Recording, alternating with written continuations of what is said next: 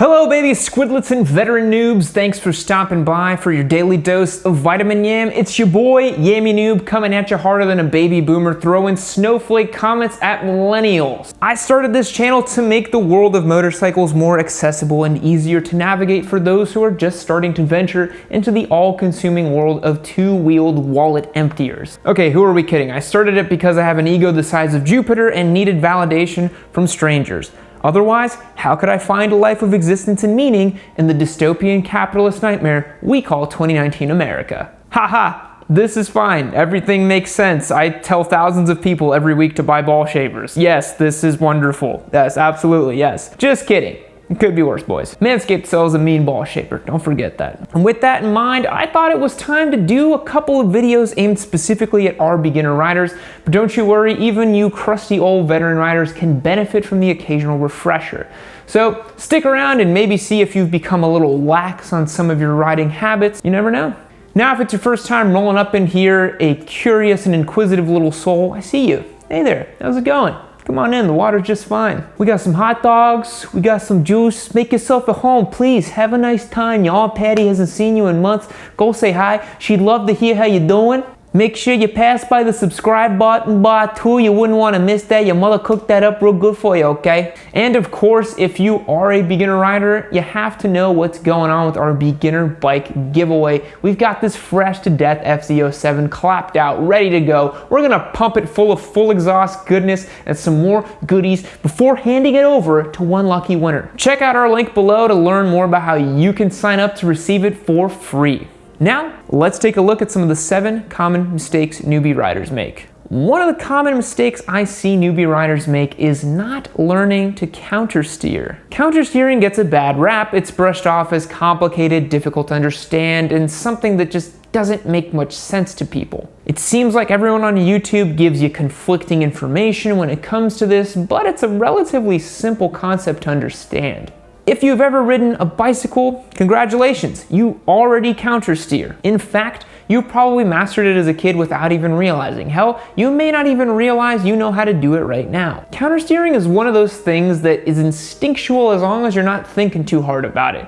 But the minute you try to think through the physics of it, it starts to feel unnatural. Beginner riders tend to stay away from countersteering because it seems unnatural, but knowing how to intentionally execute the maneuver could save your life. So how does it work? Well, to steer left, you're gonna push on the left bar and the bike is gonna fall over in that direction. But in reality, what's happening is the front wheel is pointing in the opposite direction when you push it over.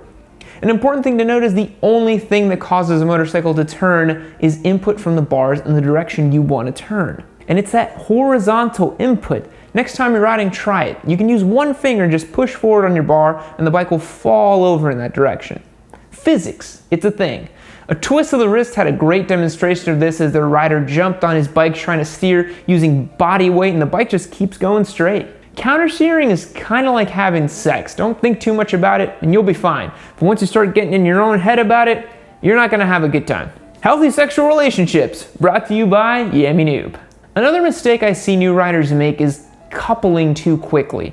Now, I'm not talking about all the babes you want to pull on your new two-wheeled sex machine. I'm talking about riding with passengers. I know it sounds much less exciting that way, but them's the facts. Riding with a passenger changes your steering, your balance, and reactive dynamics, so even though it's easy to get sucked in and wanting to show off your mega dank woolly machine, it's important to remember that you're a new rider. You gotta know your limits, and don't let your ego or excitement put you in a position where you could hurt yourself or someone else. As excited as you might be to take a passenger on the back of your bike, you should really take a moment and consider if you are ready to ride 2 up. If you've been riding for 2 months and just got your license, seriously, just rethink this one. If you want to take passengers on your bike, start small. Get someone to jump on the back of your bike in a residential area. Take them around the block, see how it feels, and go from there. Like everything in life, you gotta work your way up to it. Again, it's a lot like sex. You're not gonna wanna just jump into some wild position without a little bit of foreplay. Yammie's hot tips for sexual health number 2 apparently for this week, boys. There are 2 types of car people for this next one. Those who see the tank as half empty,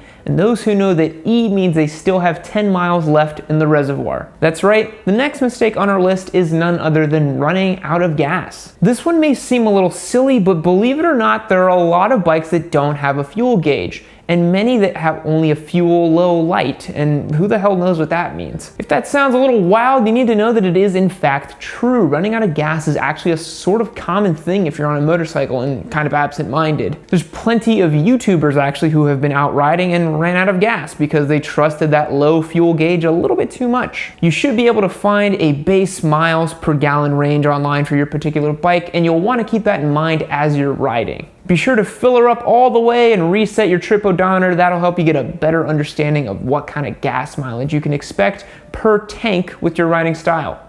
It's always better to stop a little earlier than you need for gas than to be stranded somewhere and have to either pay for a tow, hike it up the street for the station, or call your buddy up with a pickup in a really embarrassing way. One of the most commonly searched phrases when it comes to motorcycles is best motorcycles for beginners. So it makes sense that one of the mistakes we see pretty frequently in the motorcycling community is young squidlets buying too much bike. Now this one gets some pretty mixed reviews. A lot of riders want to start out on a bigger bike so they can grow into it and not get bored in a month or 2. Other riders think a 250 or a 300 is the only way to go for a beginner. Here's what the almighty Papa Yam has to say about it. Use your noggins. Here's a pretty standard guide I like to give new riders. Only you know how responsible you're actually going to be on a bike.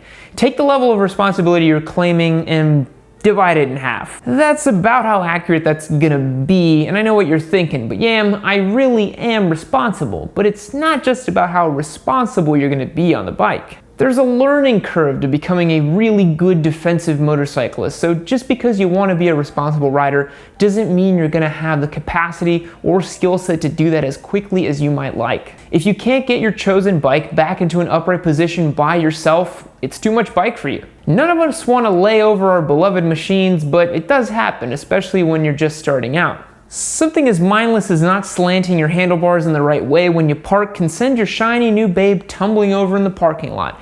And if you can't get it back up into an upright position, you're kind of screwed. It's easy to get complacent on a bike without even realizing it, especially when you're just starting out. And a lot of that comes from just not knowing what you don't know. No matter how long you've been riding, if you're not riding like you're invisible, you're not riding as safely as you could be. Now this one's important, and Ryan over at F9 made a great video about doing it effectively. You should learn at least the basics of riding like you're invisible at your motorcycle safety class, but it's easy to push it to the back of your mind when you've just started out and you're really focused on keeping the bike up and not hitting anything. Riding like you're invisible is a defensive technique where you do just that. You ride as if no one else can see you on the road. Now that's not to say you ride like the policeman up the way can't see you, so you can roll by and bust a wheelie, but you should ride like you were always in the blind spot of those around you, because you probably are. And let me tell you, telling the officer that you thought he couldn't see you won't help you get out of a ticket. Ask me how I know. Up next is number 6 on our list of 7 common mistakes newbie riders make: forgetting to turn your turn signals off. Now this one might seem like a haha moment, but it's actually pretty common in beginner riders. It's just an oversight, but it's one that could cause some confusion in the traffic around you. Most cars make a clicking sound or start dinging if you forget to turn your turn signal off, but even if your bike does offer a clicking sound when your turn signal is on, and most don't, you won't be able to hear it over the wind in the engine while you're riding. Even if you're using hand signals, just be sure and careful that you're not sending mixed signals to those around you, because your left turn signal is on. I've certainly left my turn signal on after completing a turn. I find that I usually forget to cancel them after I've driven my car for a few days. Again, motorcycles are just much more needy than cars. We've been over this one, boys. And last but certainly not least, I bring you the final mistake we're gonna discuss in today's video. This one is final for a reason. Making this mistake could literally be the last thing you ever do. So what's so important that your old Papa Yam is getting serious on you?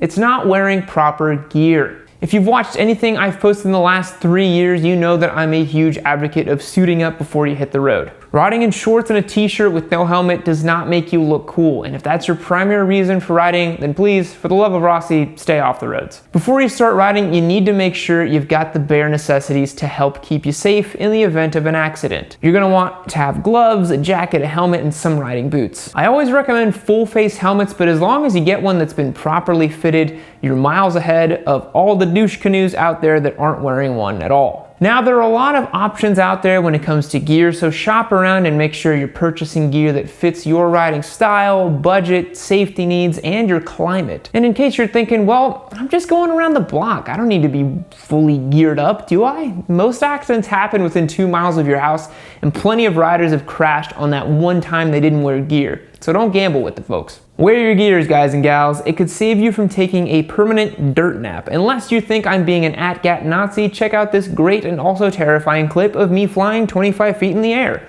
wearing a helmet. All right, come on, baby, hook it up. Let's work together. It could be me, you, triumph, and a night of lascivious desires coming together. This entire episode has also been about sexual health, so let's make it hella consensual as well and work together. Now, if you've made it this far in the video, it's time to reward you with another segment of It Came from Craigslist, where I find the good, the bad, and the weird from a local market of yours. And if you think I should feature where you live, hit me up in the comments below and I'll check out your city. Today we're looking at lovely Denver, Colorado, a city I visited earlier in 2018, which despite being very naturally beautiful, suffers from the same Craigslist ugliness as all other cities. Let's do this. First up, we have the cheapest Busa I have ever seen on Craigslist, which makes it a definite good in my opinion. We got an 04 Busa up for grabs for $3 grand. This is a must buy, my dudes. Owning a Busa is a life dream of mine. Not because I want to ride it, but I just want to keep it as a trophy of the sweet Busa boys. Don't sleep on this one. Now for the bad, we have this wretched little Suzuki GZ250. This first photo makes it look like it's being abused by its owner in some sort of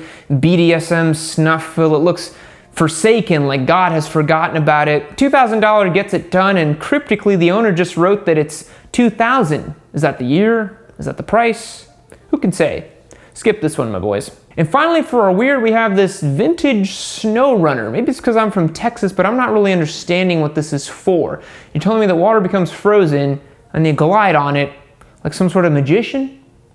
This thing looks like the undesirable special unlockable character in some sort of fighting game. This looks like what a 7-year-old might draw when tasked with creating the perfect snow machine. $1,400 gets it done if you don't care at all about losing your money.